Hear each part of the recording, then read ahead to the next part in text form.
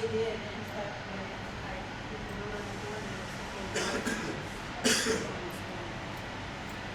was a the bull cart and a tripod. I mean, like watching the rules.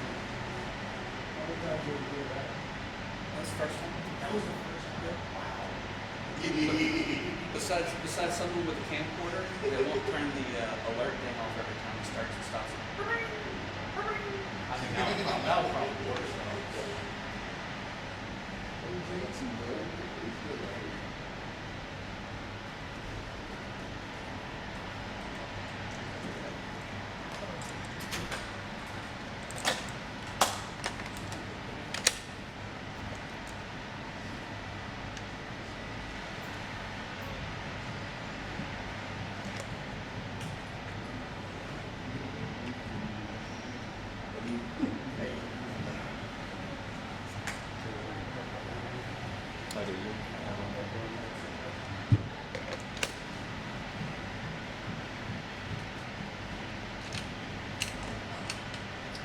It's just weird. This stuff seems weird. Yeah.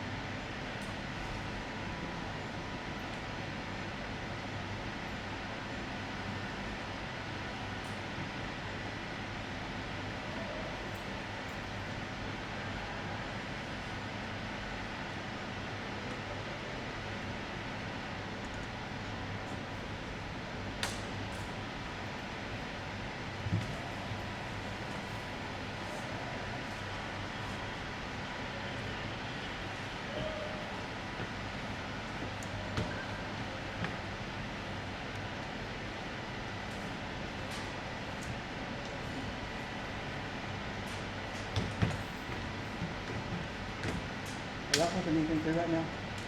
Are y'all pumping anything through right now? No. You wanna hear something? Is that what you want? Yes, Test, 1, 2. Testing, 1, 2. Go ahead. Go ahead. Test, 1, 2. Everybody good? I want to hear you say test. What? In here. Shot. Okay.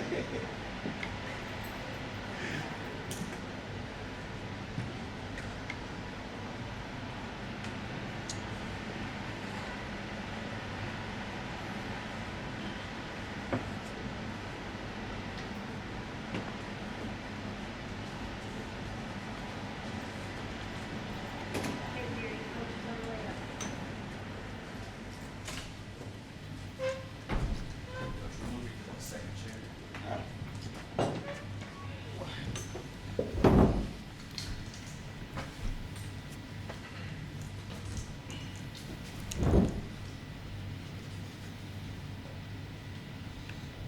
Let me know when you're ready, Kenny. Joined here with Chapel Hill High School head coach Jeff Reardon. And Coach, just your initial thoughts about the game this afternoon. It's like I tell the kids, football happens sometimes. Can't beat a good team and have an off night. We wasn't on tonight. Made a lot of mistakes, a lot of execution things. And didn't play our best football tonight. But that was a great team. Anna's an unbelievable football team, well coached. Man, they were solid on defense. Made it tough on us all night. It seemed like every time we'd almost get something going, something would happen. We'd get behind the sticks, and no football team is good playing from behind the sticks. I think that hurt us offensively. Thought our defense played well the second half. Came out, shut them out in the second half. Didn't give up any points in the second half. Put ourselves in some bad positions early in the game, field position-wise. Just couldn't overcome it. When you're playing the best teams in the state of Texas, you can't be off. And I just felt like tonight we just couldn't get going like we normally get going. and those things led to what happened tonight. Coach, I heard a little bit there, but what was your your message to them right there? I heard you talking to the underclassmen about this not being the goal, and then kind of to the leaving guys about kind of second's better than third, but just kind of what was your message to those guys about, I know it's hard, but about this season? You know, Brandon, it's just one of those things. This is my 5th year here. It was a quick turnaround. Year 2 went to the 3rd round, played over Thanksgiving. The last 2 years made it to the state semis, and this year, getting to play at Cowboy Stadium and all that entails, and it's just a wonderful experience for our town, for our community, for our administration, for all these players and coaches and trainers, and to be able to get here is awesome. So I, first of all, wanted to thank those seniors who were in 8th grade when I got here. My first season, they were 8th graders that believed in everything that we were doing, believed in everything that I told them, and it got them here. And I'm super proud of them. I wanted to make that first again clear that I was super proud of that senior class. And I told the other classmen that, hey, this senior class got us here, but this is ultimately not the goal. It hasn't been the goal. The goal is to ultimately get gold instead of silver and to get to win a state championship, but it takes what it takes, and we got to go back to work. We know what it tastes like. We know how to get here. Now we got to figure out how to win the big one. Coach, just talk about their defense, what they do to slow you guys down. Did you feel like? Well, I mean, they just played defense really well. The fundamentals of defense. They flew to the football and they tackled well. We couldn't get loose, so we had to earn everything on offense that we got. Every yard that we got was earned. So just when you don't execute it 100% and you play a defense like that, it's hard to get anything going. Coach, was there a point of the game where you saw this might not be our day and we had to figure out a way to get our game going? Was there any point in the game when you start seeing that develop? I don't think I've seen that. I'm a competitor. I'm competing to the last second. We're trying to score when we had the ball at the very end. Like, we don't want to go out like that with that mindset. But I knew early in the first half that things just wasn't going our way. Like, we don't do that. We don't false start. We don't get behind the sticks. And it put us in some bad situations against a really good defense. But I think we came out the second half. I thought we played better football than they did the second half. We with the ball over the field and couldn't get it in the end zone, and defense shut them out. I was proud of our kids for not quitting and coming out the second half, and probably, with the fumble and the turnover on downs, I thought we should have had 14 points in the second half, and our defense shut them out. I guess Coach just talked about it already, but talking about what you guys have built there. You got a lot of young kids coming back as well. It's not the way you guys wanted to end this year, but just how bright the future is there at Chapel Hill, what they've done to build that out there, Tyler. No doubt. Just, we're definitely sick that we didn't win, because that's the culture that we've instilled in our program right now. But we got a lot of kids coming. We were very successful on the sub-varsities. We got a great graduating class. But when you look at it, we sit back and have some time to look back on the season. The sun's going to come up tomorrow, and we're going to look back and be proud of some of the things we accomplished and got to do, and playing at the nice stadiums, and just a tight-knit family and group that we have. But excited about the future. I mean, we got a lot of young guys that were on the field making plays tonight. It starts with Demetrius Brisbane at quarterback and Ricky Stewart at running back. They'll be back for their senior year. Feel like they've been doing this their whole life, since their freshman year. And Trevor Brooks and Jaborian Cook, and a lot of the guys you heard names called tonight, DeMarcion Blaylock, are guys that are going to come back, and guys that have been successful in middle school and freshmen and JV, and have really bought into our culture and how we do things. And I think this is going to leave them hungry. I've told you guys, all year, when we took a loss, it was a lesson that turned into a blessing. Winning sometimes makes you soft. And you don't get weaknesses exposed. We'll take a break from it, but we'll go back to work when the new year comes around in the off season, and evaluate where we're at and what we need to fix, and go in the off season and get those things right, and hopefully get to come back here next year. Final question. All right, thank you, Coach. All right. Congrats, Coach. Thank you. Appreciate it. Thank you.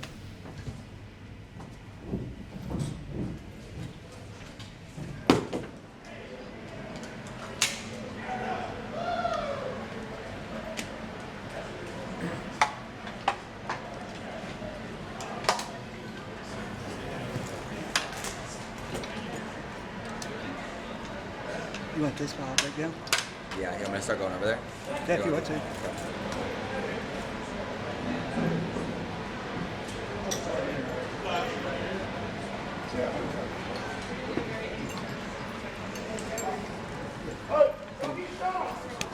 Make it a riveting tearjerker. Yeah. It's going to. Okay. That's Tom Rinaldi.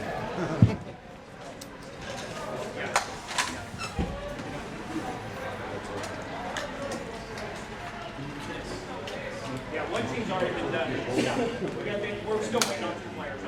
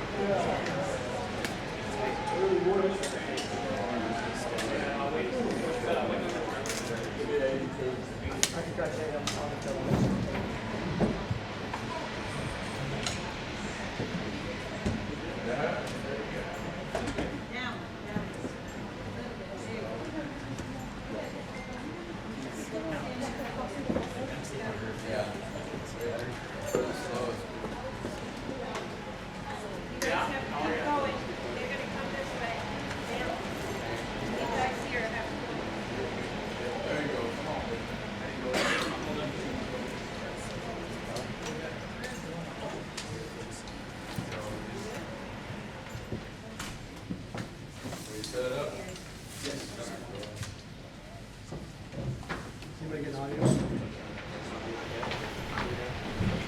Thank you. Do we need one more? We good. I should have one more. Yeah. All right, we're joined here with Anna High School head coach Seth Parr. Coach, if you'll introduce your 2 student athletes. All right, hit me right at the beginning. Hope I remember y'all's names. It's kind of going a whirlwind, huh? We got Sean Steens and we got Jamison Adams. Coach, if you'll start things off, just your initial thoughts about winning the state title. It's unreal right now. It's kind of, you set a vision out for yourself, and it's a lifetime of, for my family, to want to win state title. It's all we've ever done throughout from my adolescence up to now, and now it reached its destination. So it's kind of hadn't sunk in yet, but I'm sure on Christmas Day it'll be really good. Questions? Coach, just talk about the player defense. They had 2 of the top playmakers in the state coming in. You guys shut them down. Yes, one, they're very good offensive players, and we have a lot of respect for them. They go against the best offensive players every day in practice, and we feel like we do a great job of making sure that we beat them on a daily basis on the offensive side, right, Jameson? Yes, sir. Yeah, well, I think we ended up the Wednesday practice with the championship practice, but We got that- Thursday, though. yeah, they debate it, but we go and we're a very competitive group. We get there angry, we play hard, and it's just an example of the competitive drive. All these guys are just really competitive people and love football, so that's an easy mix, and we felt like we were going to do a good job. Coach, what made you think Anna had this potential when you took that job, and did this happen sooner than you even thought it would? Like I said, my wife and got a call from my old AD, and he said, "Hey, there's a school that I think you need to look at, and it's called Anna." And I've never heard of Anna before in my life, and I said to my wife and 2 daughters, I said, "We're gonna go look at this town, go look at this school," and so we came there, and everybody was in there. It seemed like they were hungry to win. And I told them, I asked them, I said, y'all want to move? And it's something that they've never had to do, being from the Panhandle of Texas, and for them to be on the same page with the dream tells you how I'm married and how my kids are. And so to answer your question, we had no idea, but the day I laid eyes on them and said, let's go to work, that's when I knew we had a chance to win. And I met the people in Anna, and they were a very competitive group, and we're just excited to be in the community that loves winning. Coach, what were you saying to your team during that last timeout? Well, we were trying to get everybody on the field, and defense didn't want. They're mostly seniors. Nobody wanted to come off, but I had one more that had to get on, and Coach Ramos wanted to shut out, and I said, and they got to go a long way, so we got to get somebody in, and so we had a good little argument. It couldn't have ended any better for me and him fighting at the last 2 minutes. I hope everybody got that on film, but we were just trying to get everybody in, and the reason the defense is so competitive is because of him and his competitive drive. So whatever he tries to do, he tries to win. So if it's from track and field to Christmas parties to poker, he thinks he's good in poker. He's not. That's the way Coach Ramos is he tries to win. Coach, could you get your thoughts on 2 MVPs today, CJ and Edward, and what they've meant to the team? I think they're all MVPs in my opinion. I think we're a collective group, but those two just tough as nails. I think when I say that we're all MVPs because their tenacity and their instinct and their willingness to do what it takes to win, that's throughout our whole program as far as guys. So they're leaders because they show it and they're the example, and both of them are just tough as nails. Winners too, if you want me to describe them, they're winners. It's a question for both the players, but just talk about what this win means for you and your careers and just the team in general. Oh, it's huge. The new coaching staff really, brought their A game when they came into town. They changed the whole culture of the town. We went from a losing town to a 2-8 record to going 7-3 and then 13-1 last year, and then to win the state championship. 4 years ago, I don't think we would have ever envisioned this, and I think everyone just bought in. And then lastly, I just like to thank my Lord and Savior Jesus Christ for give us this opportunity to be here. It's our senior year, so winning state is crazy. It's what you dream of pretty much. And then coming in from our freshman year, from 2-8, and then to now, winning state is just crazy, unbelievable. Not so loud, Sean. Any guys in college programs, I hadn't picked these guys up to play just flat out crazy. A lot of people nowadays look for measurements, but they're winners and they have the measurements. So we got a lot of good football players here. Challenge these coaches not to look at just the guys that have already been to places, but look at these high school kids. They got a responsibility to continue to grow football. And I think it's up to the college coaches to give these guys opportunities in order to be able to go the next level. So I challenge all the coaches in the state and coaches around the United States, don't just look at that portal. You better start looking at high school kids, or you're not going to have a football game in the future because you're not making it about the younger guys. You're just keeping it about retreads. So give these other guys a chance. Y'all talked about the mentality change. Do you kind of remember when that was, or the moment y'all thought that something like this could be possible? Oh yeah, the first day we came into town, you could just tell whole difference. We used to go out on the field and just try to get by. Now we either win or that's it. There's no really other option, and I think that's the big thing when he came into town was the whole culture change. How did it feel to play your last 4A game in this fashion? Yeah, bro, you ain't heard the talk, Sean.